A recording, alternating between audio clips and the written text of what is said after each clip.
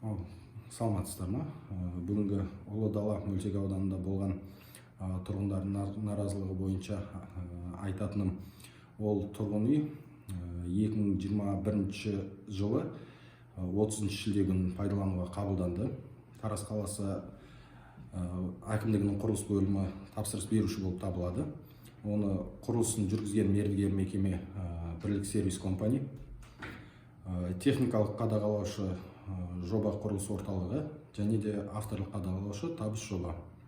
Енді мынау видеода халықтың наразылығын туып отқан жылу желілері бойынша айтарым, жылу жәндегі тұрғын үйлердің бәрінде бір проблема болған етін, ол қысымы жетпей жатып, үйдің іші сәл салқын болғандықтан біз қазір екі насосты кеше алып келдік. Оны бүгін орнатып бітіреді. Түнделет болса да өзім қазір сонда барам.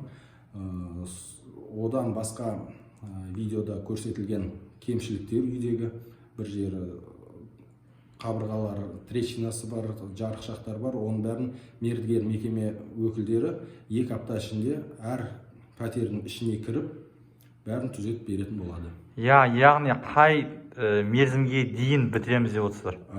Бүгін енді бейсенбі, 2 аптада, это значит, бүгін қаншасы? 3-і.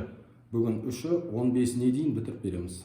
Құдай қаласа. Құдай бұйырса. Енді 15 күні қайтып сол үйлерді барып көріп, қоғамдық бақылау жүргізетін боламыз. Толық аты жөніңізді, қызметіңізді айтып жіберсеңіз. Алияс Қаршығыз Қайратұлы, Тараз қаласы әкімдігінің құрылыс бөлімінің басшы міндетін атқарушы. Рахмет.